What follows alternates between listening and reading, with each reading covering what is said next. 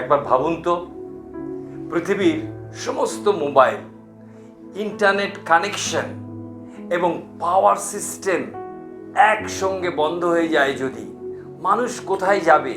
মানুষ কি করবে? একটা শহরে সুনামির ওয়ার্নিং দেওয়া হয়েছিল সরকার থেকে। বারবার বলা হচ্ছিল আপনারা একটা উঁচু জায়গায় চলে যান। কেউ কেউ বিশ্বাস করলো, কেউ কেউ হাসলো, কেউ কেউ বলল এমন কখনো হবে না, কোনোদিন কিছু হয়নি, আজ কেন হবে?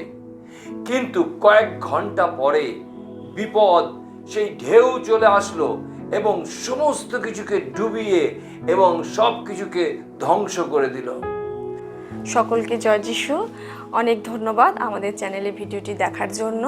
যদি আমাদের চ্যানেলটি এখনও পর্যন্ত সাবস্ক্রাইব করেননি তাহলে অনুরোধ করব এখনই সাবস্ক্রাইব করে দিন এবং বেল বাটনটি প্রেস করে দিন, তাহলে আমাদের সমস্ত ভিডিওর নোটিফিকেশান আপনার কাছে পৌঁছে যাবে। অনুরোধ করি ভালো লাগলে লাইক করবেন, কমেন্ট করবেন এবং অন্যের কাছে শেয়ার করে দিন এই ভিডিওটি। ঈশ্বর আপনাকে অনেক আশীর্বাদ করুন। ধন্যবাদ। ঠিক তেমনি আপনি জানবেন শোভনীয় পুস্তকে ঈশ্বর ওয়ার্নিং দিয়েছিলেন। প্রভুর দিন আসছে, তিনি বলেছিলেন। প্রভুর দিন মানে হচ্ছে কি জানেন? ভয়ঙ্কর বিচারের দিন আসছে এবং অনুতাপের সুযোগ ঈশ্বর দিচ্ছেন এবং পুনরুদ্ধার তিনি করতে সমর্থ। কিন্তু মানুষ কি করেছিল? তার কথায় কান দেয়নি। এই পুস্তক থেকে আমরা বেশ অনেক কিছু বিষয় শিখব আর আমরা জানব। প্রথমত আমরা দেখব শোভনীয় কে ছিলেন। এটা একটা গুরুত্বপূর্ণ বিষয়। আমরা 1 নম্বর দেখি, তিনি ছিলেন রাজকীয় বংশের একজন ব্যক্তি। তিনি রাজা হিজকিয়ের বংশধর ছিলেন, যা আমরা শোভনীয় ভাববাদী পুস্তক তার 1 অধ্যায় 1 পদে পাই যে তিনি জিহুদা প্রদেশে প্রচার করেছিলেন। শুধু তাই নয়, 2 নম্বর দেখি শোভনীয় নামের অর্থ কি? সদাপ্রভু কি লুকিয়ে রাখেন বা ঈশ্বর রক্ষা করেন। বড় সুন্দর বিষয়। 3 নম্বর বিষয় দেখব সময়কাল। আমরা দেখি প্রায় খ্রিস্টপূর্ব 640 থেকে 609 সনে এই পুস্তক লেখা হয়েছিল, রাজা যোশিয়ের সময়। আর আমরা দেখতে পাই 4 নম্বর বিষয় দেখি তখনকার পরিস্থিতি কি ছিল। সেই সময় আমরা দেখতে পাই যে মূর্তি পুজো বেড়ে গিয়েছিল। মানুষ আউটওয়ার্ড ধর্মকর্ম নিয়ে তারা বেশি ব্যস্ত ছিল। তাদের হৃদয় ঈশ্বর থেকে বহু দূরে ছিল। পুরোহিত এবং নেতারা দুর্নীতিগ্রস্ত ছিল। আমরা দেখতে পাই শুধু তাই নয়, সমাজে অন্যায়, অহংকার ও আধ্যাত্মিক অবক্ষয় বা পতন হয়েছিল। শোভনীয়ের সময় বাইবেল প্রায় হারিয়েই গিয়েছিল। আর শোভনীয় ওয়ার্নিং দিলেন ঈশ্বরের বিচার আসছে। আমরা দেখতে পাই শোভনীয় ভাববাদী যোশীয় রাজার সময় প্রচার করেছিলেন। সেই সময় মন্দিরে যজ্ঞবেদী নির্মাণ করা হয়েছিল, মূর্তি পুজো হচ্ছিল। বিশেষ করে আমরা তা পাই 2 রাজাবলী তার 21 অধ্যায়। তারা ঈশ্বরের বাক্যকে উপেক্ষা করেছিল। আর আমরা দেখতে পাই বহু লোক সত্য ঈশ্বরকেই ভুলে গেছিল। পরবর্তীতে আমরা দেখতে পাই মন্দির সংস্কারের সময় ব্যবস্থা পুস্তক তারা খুঁজে পান এবং যে বিষয় আমরা পাই 2 রাজাবলী তার 22 অধ্যায়। যেমন আজকের দিনে অনেকের বাড়িতেই বাইবেল আছে কিন্তু খোলা হয় না, ঠিক তেমনি তখনও ঈশ্বরের বাক্য ছিল কিন্তু মানুষের জীবনে কার্যকর ছিল না। দ্বিতীয়ত আমরা দেখব শোভনীয় পুস্তকের গঠন বা স্ট্রাকচার।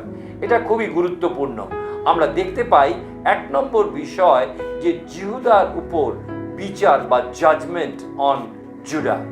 শোভনীয় 1 অধ্যায় আমরা দেখতে পাই যে ঈশ্বর জিহুদার পাপের বিচার ঘোষণা করেছিলেন, যে বিষয় আমরা পাই সফনীয় ভাববাদী পুস্তক 1 অধ্যায় 14 সদাপ্রভুর মহাদিন নিকটবর্তী।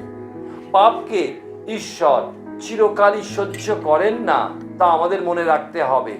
আর আমরা দেখতে পাই টাইটানিক জাহাজ, পৃথিবীর সর্ববৃহৎ জাহাজ, যাকে বলা হতো আনসিঙ্কেবল, কিন্তু আমরা দেখতে পাই অহংকারের কারণে সেই দিন মানুষ সেই ওয়ার্নিং উপেক্ষা করেছিল এবং তার ফলে তা ডুবে গিয়েছিল।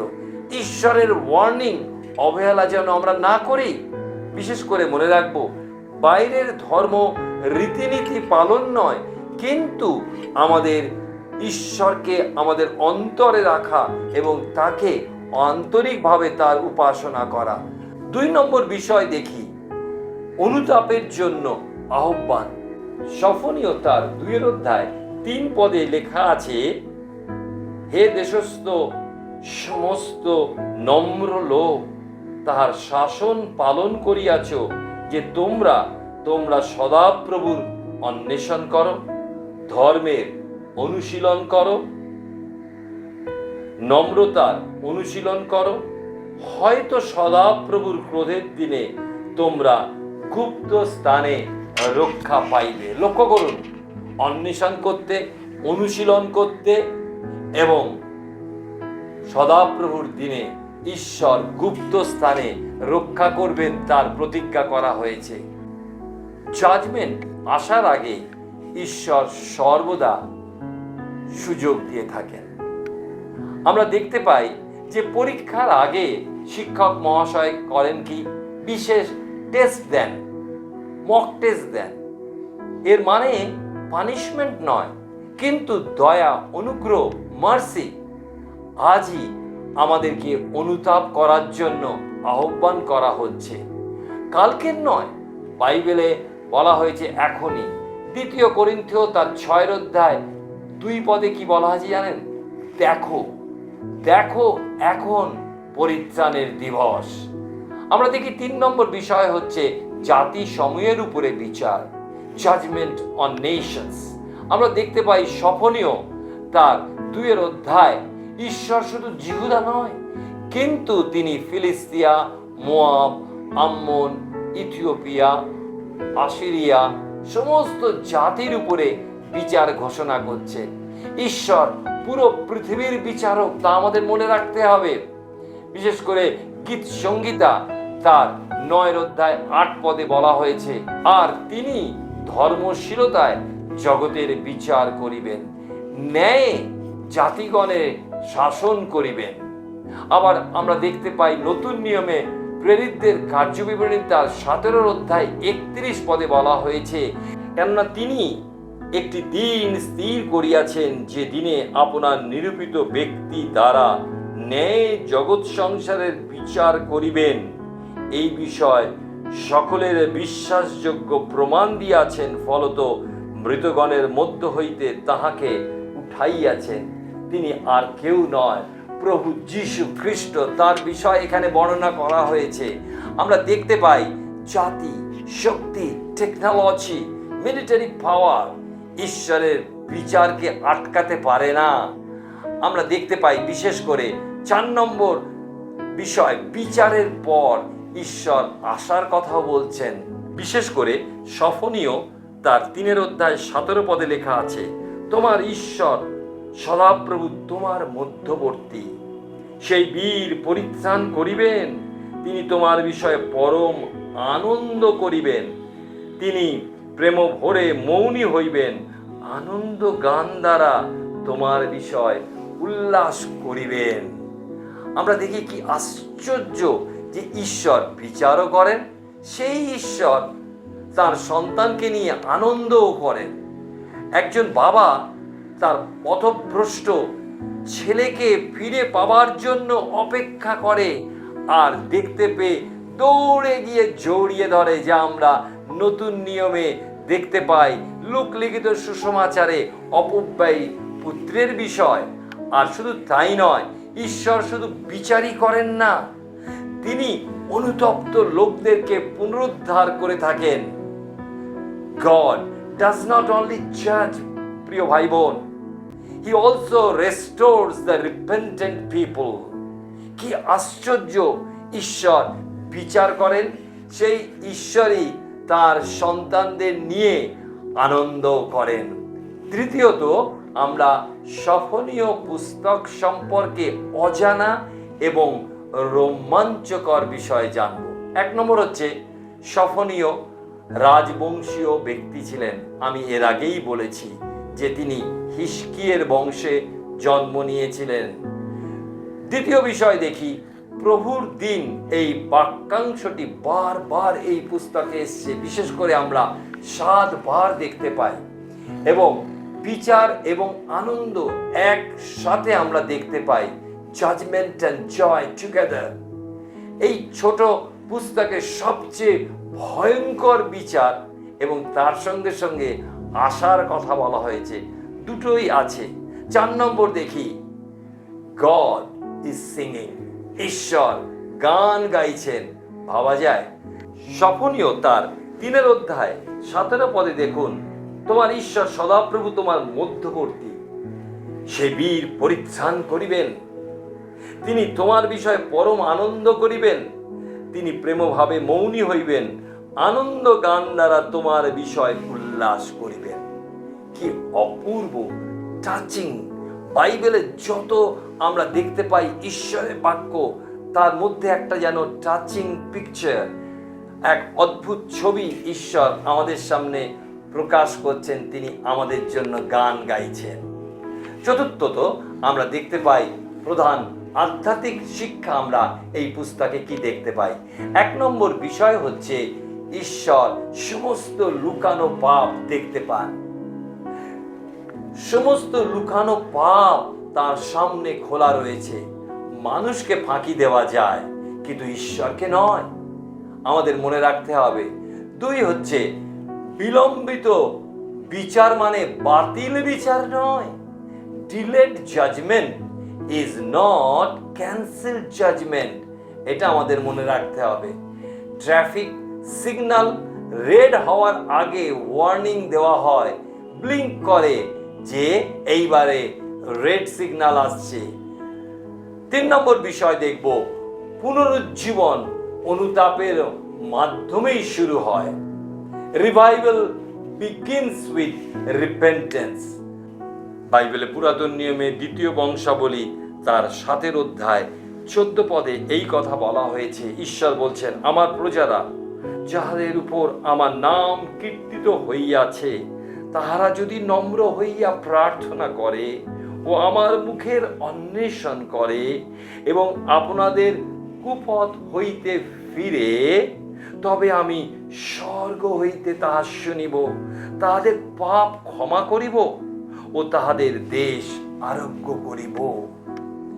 আমরা দেখতে পাই, চার্চে অনেক প্রোগ্রাম যথেষ্ট নয়, কিন্তু change of heart is very very important. আমাদের হৃদয় পরিবর্তন খুব প্রয়োজন। 4 নম্বর বিষয় হচ্ছে, ঈশ্বর নম্রদের রক্ষা করেন। God প্রিজার্ভস the humble.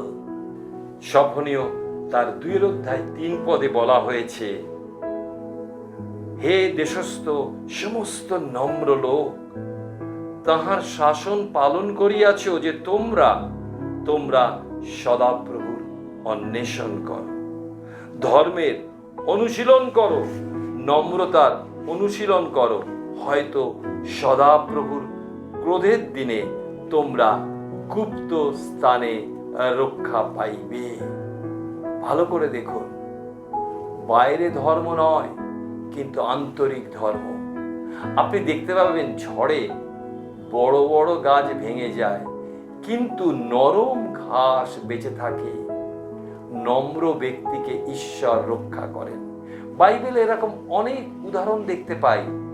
নোহ, তিনি বাধ্য হয়েছিলেন, আর সেই কারণে তিনি এবং তার পরিবার রক্ষা পেয়েছিলেন। আমরা দেখতে পাই যে মোশি পৃথিবীর সব থেকে নম্র মানুষ ছিলেন। বাইবেল সেই বিষয় বলে আমাদেরকে। গণনা পুস্তক 12 অধ্যায় 3 পদে। দাউদ এত নম্র ছিলেন, গুহায় লুকানো অবস্থায় তার শত্রু রাজা শাউলকে তিনি কাছে পেয়েও তিনি তাকে ক্ষমা করেছিলেন। তার প্রতি নম্রতা প্রকাশ করেছিলেন। আমরা দেখতে পাই একইভাবে নম্রতার উৎকৃষ্ট উদাহরণ হলেন প্রভু যীশু খ্রিস্ট। তিনি মরণ পর্যন্ত পিতার বাধ্য ছিলেন এবং নম্র ছিলেন, যা আমরা পাই ফিলিপিও তার 2:9 আপনি দেখবেন যে গাছে বেশি ফল থাকে সেই গাছ নুইয়ে থাকে। আবার দেখতে পাবেন বড় বাঁশ গাছ নুয়ে থাকে, কিন্তু ঝড় আসলে তা পড়ে যায় না। আমাদের জীবনেও নম্রতা আমাদেরকে রক্ষা করে, সে কথা মনে রাখতে হবে। ঈশ্বরের সতর্কবাণী আমাদের ধ্বংস করার জন্য নয়, কিন্তু আমাদের রক্ষা করার জন্য। ঈশ্বর বিচার পাঠানোর আগে নবীকে, শিক্ষা গুরুকে, পালককে, পুরোহিতকে পাঠান, যেন তাদের বাক্যের মধ্যে দিয়ে আমরা যেন চেতনা প্রাপ্ত হতে পারি। শুধু নামমাত্র বিশ্বাস যথেষ্ট নয়, মনে রাখবো হৃদয়ের পরিবর্তন আমাদের দরকার। Change of heart, not change of religion. কারণ মনে রাখবো যে আমাদের ধ্বংস আসতে চলেছে, শেষ বিচার আসতে চলেছে। একদিন এক রাতে ফায়ার ব্রিগেড, ফায়ারম্যান ডোর বেল বাজিয়ে সকলকে বললেন, আগুন লেগেছে, এক্ষুনি বেরিয়ে এসো। কেউ কেউ বিশ্বাস করলো, কেউ কেউ হাসলো, কেউ কেউ বললো আরেকটু পরে বেরোবো, আমাদের জিনিসপত্র গুছিয়ে নিই। কিন্তু যারা দেরি করেছিল তারা আর বেরোতে পারেনি। সফনিয়ের বার্তাও তাই। আজই ঈশ্বরের দিকে ফিরে আসো এবং জীবনের উপচয় লাভ করো। ঈশ্বর আপনার জীবনে মঙ্গল করুন। প্রার্থনা করব, যদি আপনি চান সেই ঈশ্বরের কাছে ফিরে আসতে। ঈশ্বর মঙ্গলময়, ঈশ্বর দয়ালু, ঈশ্বর সর্বশক্তিমান, তিনি পরিত্রাতা। তিনি তার একজাত পুত্র প্রভু যিশুকে এই জগতে পাঠিয়েছেন আমাকে আপনাকে রক্ষা করার জন্য। বাইবেল বলে, কারণ ঈশ্বর জগৎকে এমন প্রেম করলেন যে তার একজাত পুত্রকে দান করলেন, যেন যে কেউ তাতে বিশ্বাস করে সে বিনষ্ট না হয়, কিন্তু অনন্ত জীবন পায়। রোমিও তার 10:13 বলা হয়েছে, যে কেউ প্রভুর নামে ডাকে সেই পরিত্রাণ পাইবে। আকাশের নিচে মনুষ্যদের মাঝে আর কোনো নাম নাই যে নামে পরিত্রাণ পাইতে হবে। প্রভু যীশু বলেন, আমি পথ, সত্য, জীবন, আমার দিয়া না আসলে কেউ পিতার কাছে আসিতে পারে না। আজকের আপনি কি সেই ঈশ্বরকে চান? তার মঙ্গলময় হাতের স্পর্শ কি আপনি চান? আপনি কি আগামী ধ্বংস থেকে রক্ষা পেতে চান? শুধু এই পৃথিবীতে নয়, অনন্তকালীন আস্থা তিনি আমাদেরকে দিয়েছেন। আমরা যদি তাকে বিশ্বাস করি, মৃত্যু থেকে জীবনে পার হয়ে যাই। আপনি যদি চান, আমি আপনার জন্য প্রার্থনা করব। প্রার্থনা করি। প্রেমময় পিতা, পরম মঙ্গলময় ঈশ্বর, সমস্ত অনুগ্রহের অধিকারী ঈশ্বর, আজকের আমাদের শ্রোতাদের মধ্যে একজনও যদি কেউ আছে তোমার চরণতলে উপবিষ্ট হয়ে ক্রন্দন করছেন, তার অন্যায়, অবিচার, পাপ, অধর্মের জন্য অনুতাপ করছেন, বিশ্বাসে তোমাকে বিশ্বাস করে প্রভু, মুখে তোমাকে প্রভু বলে স্বীকার এবং হৃদয় বিশ্বাস করছে যে ঈশ্বর তাকে মৃতগণের মধ্যে থেকে উত্থাপিত করেছেন, সেই প্রভু যিশুর নামে তুমি আমাদের ভাই বা বোন যেই এই সময় তোমার কাছে প্রভু চোখ বন্ধ করে, মাথা নিচু করে নম্রতার সঙ্গে প্রার্থনা করছে, তাদেরকে আশীর্বাদ করো। তুমি বলেছো নম্র লোকদেরকে তুমি রক্ষা করবে। তুমি আমাদেরকে তুমি সাহায্য করো। তোমার সেই নম্রতা আমাদেরকে শিক্ষা দাও, যেন আমরা তোমার হতে পারি। যিশুর নামে প্রার্থনা চাই, আমেন। আপনাদের অসংখ্য ধন্যবাদ জানাই আমাদের চ্যানেলটি সাবস্ক্রাইব করার জন্য। যারা এখনো পর্যন্ত আমাদের চ্যানেলটি সাবস্ক্রাইব করেননি, আপনাদের কাছে আমাদের অনুরোধ, চ্যানেলটি সাবস্ক্রাইব করে দিন, বেল বাটনটি প্রেস করে দিন, তাহলে আমাদের আগামী সকল ভিডিও নোটিফিকেশন আপনি পেয়ে যাবেন। আমাদের ভিডিওটি ভালো লাগলে লাইক এবং কমেন্ট করতে ভুলে যাবেন না, এবং আপনাদের প্রিয়জনদের সাথে অবশ্যই শেয়ার করে দেবেন। আপনাদের প্রার্থনার অনুরোধ থাকলে বা নোটস পেতে চাইলে বা আমাদের অনলাইন বাইবেল অধ্যয়নের সাথে যুক্ত হতে চাইলে আমাদের স্ক্রিনে দেওয়া হোয়াটসঅ্যাপ নম্বরটিতে আপনি যোগাযোগ করতে পারেন। ঈশ্বর আপনাদের আশীর্বাদ করুন।